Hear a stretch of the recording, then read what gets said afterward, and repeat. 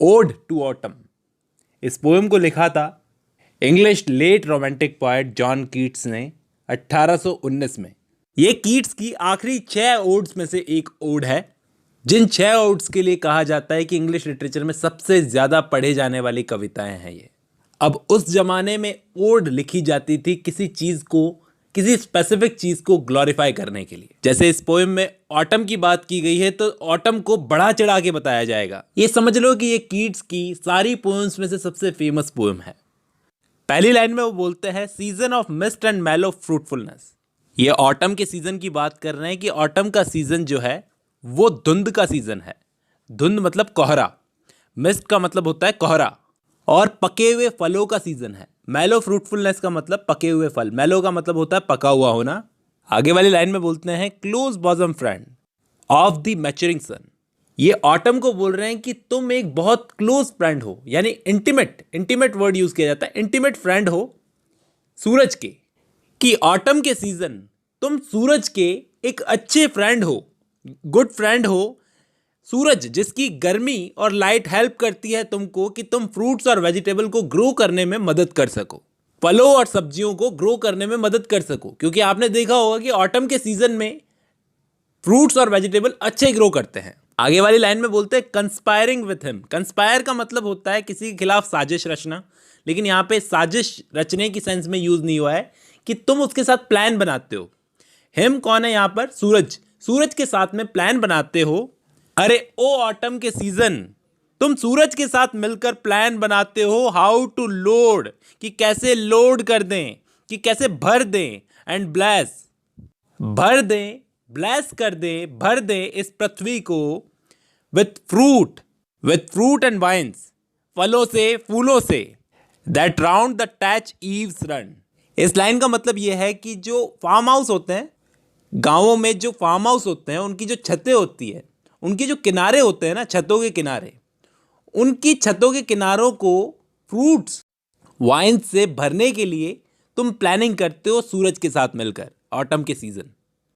यहाँ पे आगे वाले लाइनों में बोलते हैं कि तुम इतना काम करते हो ऑटम के सीजन, इतना काम करते हो to bend with apple the most cottage trees.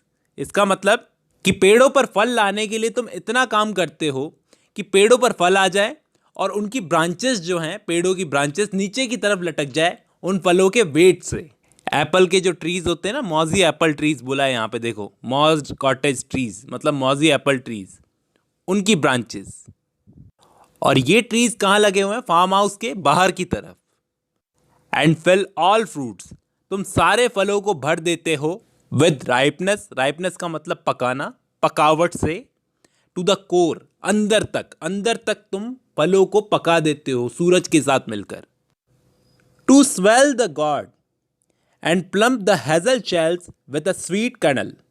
God का मतलब होता है दोस्तों, एक टाइप का ग्रुप होता है कुछ सब्जियों का और फलों का, जैसे कद्दू होता है ना, उसी की जाति के फल होते हैं जो अंदर से खाली होते हैं ना, उनको भरने के लिए कहते हैं, यहाँ पे पॉइंट कहते हैं कि उनके शेल्स जो होते हैं ना वो भर जाते हैं इस सीजन के अंदर, ऑटम के सीजन के अंदर, और फैट हो जाते हैं। विथ अ स्वीट कैनाल का मतलब होता है with a sweet nut inside, with a sweet nut inside.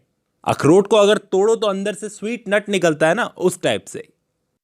To set budding more and still more, इसका मतलब यह है कि बर्ड्स जो होती है ना, जो कलियां जो होती है, उसको खिलाने में तुम हेल्प करते हो, उनको फ्लावर्स बनाने में तुम हेल्प करते हो सन के साथ मिलकर, सूरज के साथ मिलकर।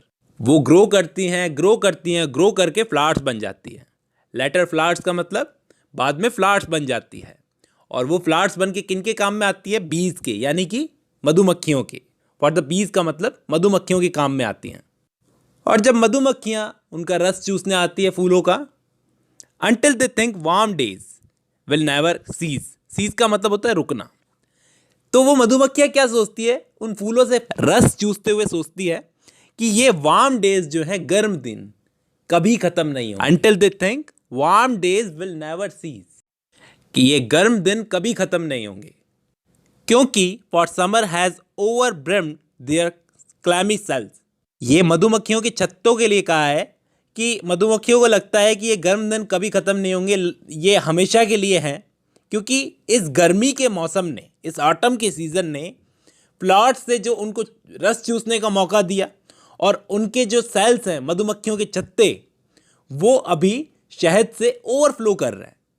इस वजह से मधुमक्खियों को ऐसा लगता है कि ये गर्म दिन कभी खत्म नहीं होंगे। ये पोएम 3 सेक्शंस की है दोस्तों। ये पहला सेक्शन मैंने आपको पढ़ाया है